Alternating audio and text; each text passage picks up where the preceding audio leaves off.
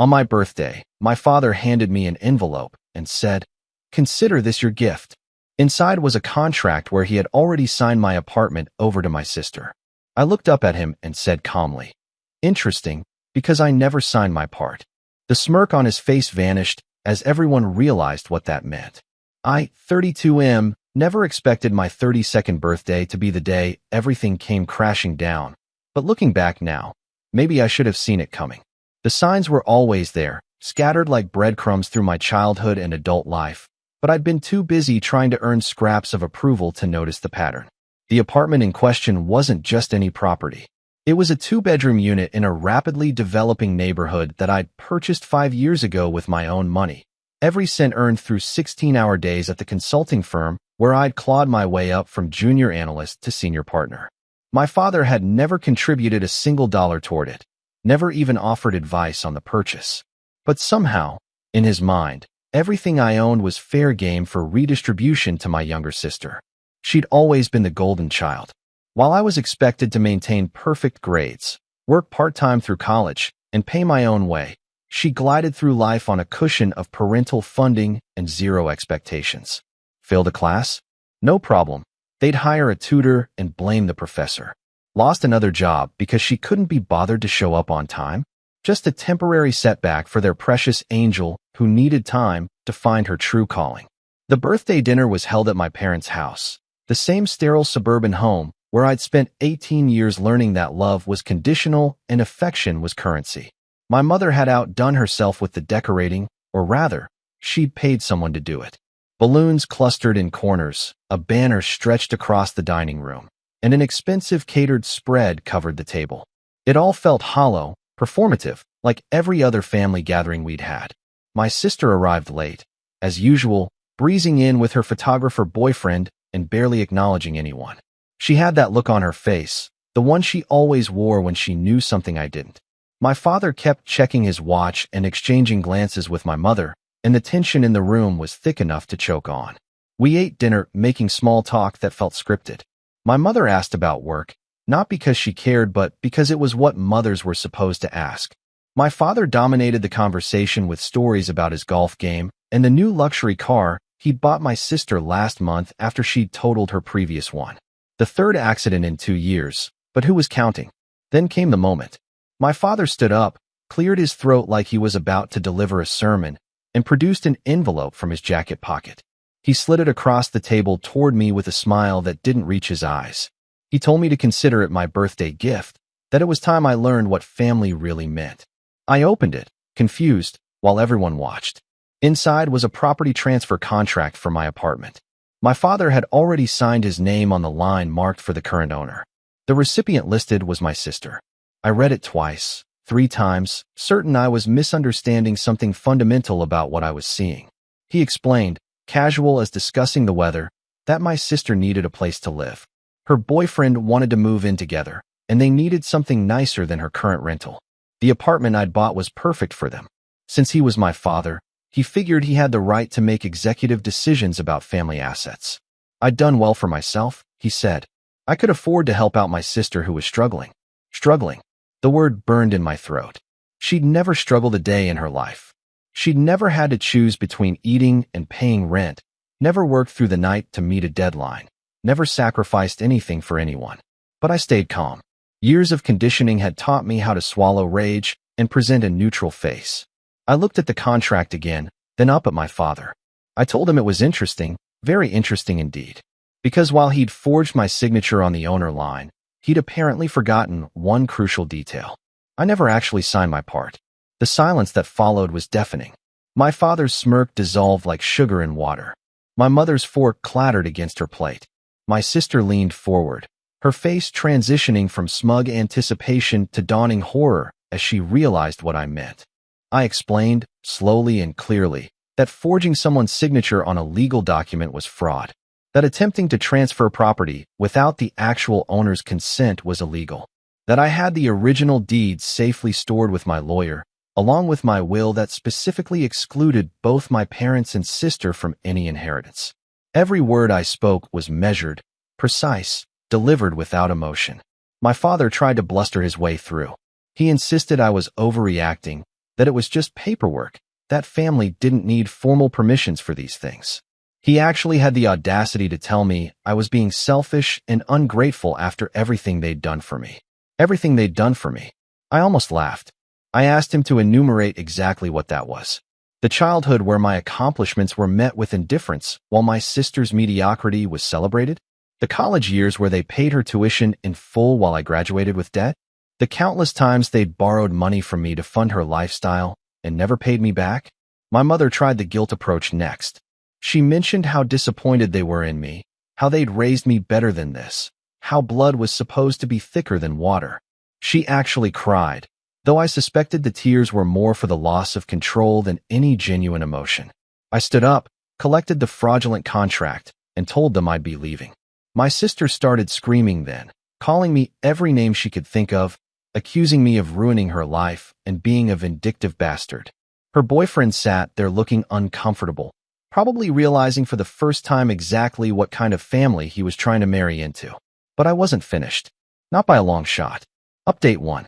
The next morning, I called my lawyer. We'd worked together on several deals over the years, and he was familiar with my family situation. I'd confided in him months ago about concerns that my parents might try something like this, so he wasn't surprised when I walked into his office with the forged contract. He examined it carefully, confirmed what I already knew, and suggested we had multiple options for proceeding. We could report it to the police as fraud and forgery. We could file a civil suit for attempted theft, or we could use it as leverage. I chose the third option because revenge is a dish best served with legal documentation. I drafted a formal letter, reviewed by my lawyer, outlining the attempted fraud and my response. I wasn't going to press criminal charges, but I was implementing immediate consequences. First, the $50,000 my parents had borrowed from me over the years, always promising to pay back, was now due immediately with interest. I had every text message, every bank transfer, every promise documented. Second, I was formally disinheriting them and my sister from any future claims to my estate. Third, I was ceasing all financial support effective immediately. That last part was significant. I'd been paying for my mother's medication, covering my father's country club dues when he overspent, and regularly bailing my sister out of various financial disasters. Thousands of dollars every month, flowing from my accounts to theirs, taken for granted as just what I owed them for the privilege of being born. I had the letter delivered by courier to ensure signature confirmation. Then I waited. The phone started ringing within an hour. First my mother, hysterical and incoherent. Then my father, trying to sound authoritative but with a thread of panic running through his voice. Then my sister, alternating between rage and manipulation. I didn't answer any of them. Instead, I sent a single text to the family group chat. I told them all communication would now go through my lawyer, and any attempt to contact me directly would result in a restraining order. My sister posted about it on social media, naturally. A long, rambling rant about ungrateful siblings and family betrayal, carefully edited to make herself the victim. She claimed I'd always been jealous of her, that I was punishing them for loving her more, that I was cruel and heartless for abandoning my family over a simple misunderstanding. The post got traction. Extended family members started reaching out, some supporting her, others asking my side of the story.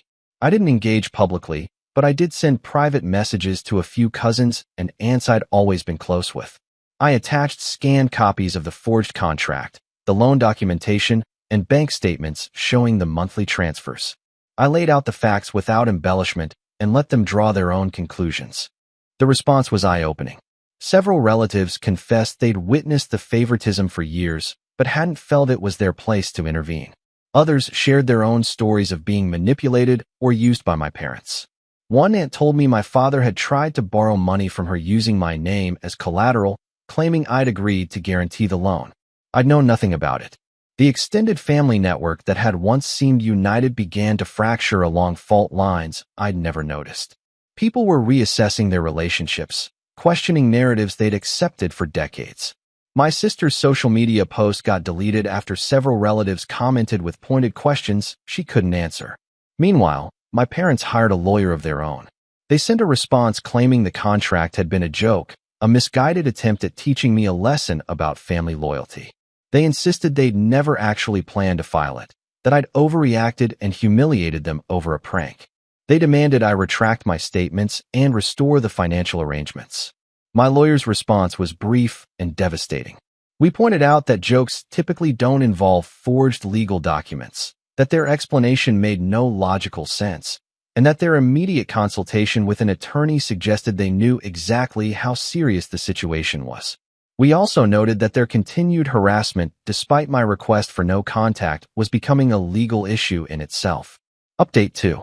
3 weeks after my birthday, things escalated in a way I hadn't anticipated. My sister's boyfriend broke up with her. According to mutual friends, he'd been uncomfortable with the family dynamics for a while, and the birthday incident was the final straw. He apparently told her that if she couldn't see how messed up the whole situation was, he couldn't be with someone who lacked that basic self-awareness. She spiraled, lost her job because she was too depressed to show up, got evicted from her apartment because my parents could no longer cover her rent without my monthly contributions. She moved back in with them, and the house that had once been a shrine to her perfection became a pressure cooker of resentment and blame. My father's business started suffering too. He owned a small real estate agency that had been coasting on reputation for years, but word spreads in professional circles. People who'd heard about the forged contract situation, even in whispered fragments, began questioning his ethics. He lost several major clients, and his partners started distancing themselves from him. I felt nothing. No guilt, no satisfaction, just a cold emptiness where family obligations used to live. People asked if I planned to reconcile, to be the bigger person and forgive. I told them forgiveness required acknowledgement of wrongdoing, and my parents were still claiming victimhood. But then something unexpected happened. My grandmother, my father's mother, reached out. She was 91 years old and had always been the quiet backbone of the family. She asked to meet me for lunch, and despite my reservations, I agreed. She told me she knew everything. She'd known for decades how my father treated me versus my sister, how my mother enabled it, how I'd been systematically taught that my worth was measured in what I could provide. She apologized for not intervening sooner, for thinking that family business should stay private, for prioritizing peace over justice. Then she told me something that changed everything. My father had been the youngest son in his family, spoiled and indulged by his parents while his older siblings were held to impossible standards. He'd spent his entire adult life recreating that dynamic with his own children, unconsciously playing out the patterns that had shaped him. It didn't excuse his behavior, she said, but it explained it. She'd rewritten her own will. She informed me, leaving everything to me. My father would get nothing, and my sister would get nothing. It wasn't a fortune, but it was substantial. A lakeside cabin that had been in the family for 3 generations, several investment accounts, and enough cash to make a difference. She wanted me to have it because I'd earned it through character rather than manipulation. I tried to refuse. I told her I didn't want to cause more family drama, that I'd made peace with being the outsider. She laughed, a dry crackling sound, and said drama happened whether I participated or not. The only choice I had was whether to let it define me. Update 3. 2 months after my birthday, my father showed up at my office. Security called to ask if I wanted him removed, but curiosity got the better of me. I agreed to a 10-minute meeting in a conference room with my assistant present as a witness. He looked terrible. Weight loss, dark circles under his eyes, the kind of worn-down appearance that comes from sustained stress. He told me he wanted to apologize, that he'd been wrong, that he'd let favoritism poison our relationship. He admitted the contract had been real, not a joke, that he genuinely believed he had the right to redistribute my assets to my sister because that's what family did. I asked him what had changed. Why now, after months of lawyers and accusations, was he suddenly seeing clearly? He said his business was failing, that my mother was threatening divorce, that my sister had become unbearable to live with now that reality had caught up with her entitlement. He'd lost the respect of his colleagues, the comfort of his lifestyle, and the illusion that he was a good father. He wanted to know what it would take to fix things. I told him nothing. There was nothing he could offer that would undo 32 years of conditional love and calculated neglect. I didn't hate him, I explained, but I didn't love him either. He was simply a man I used to know, someone who'd held power over me through biology and social convention, someone who no longer mattered. He cried, actual tears, running down his face while he begged me to reconsider, to give him a chance to prove he'd changed. He offered to transfer property to me, to pay back every cent with interest, to publicly apologize and make things right. But I'd learned something over the past 2 months. Some relationships are too damaged to repair, too toxic to rehabilitate.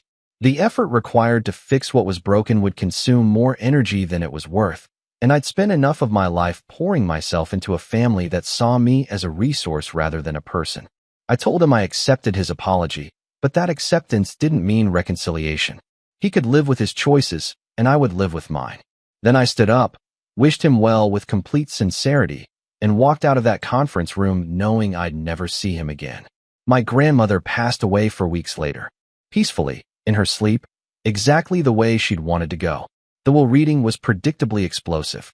My father contested it immediately, claiming undue influence and mental incapacity. It went nowhere. My grandmother had been sharp until the end, and she'd worked with her own lawyer to ensure the will was ironclad.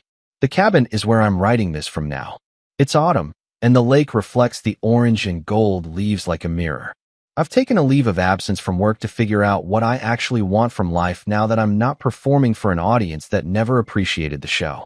My sister sent one final message through a mutual friend.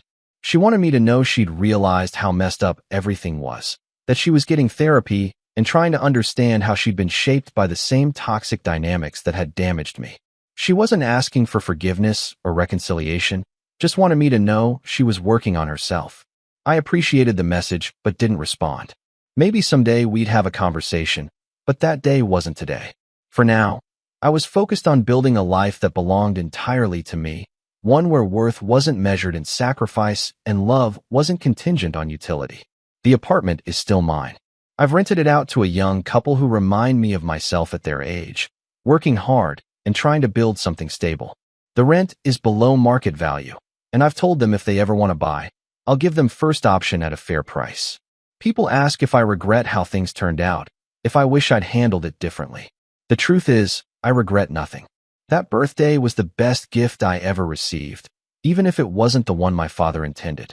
It gave me permission to stop trying, to walk away from people who saw me as a means to an end, to finally prioritize my own peace over their comfort. I'm 32 years old, sitting in a cabin by a lake, watching the sunset paint the water in shades of fire. I have enough money, enough success, and finally enough distance to see that family isn't about biology. It's about respect, reciprocity, and genuine care. And sometimes, the healthiest thing you can do is walk away and build your own version of family from scratch.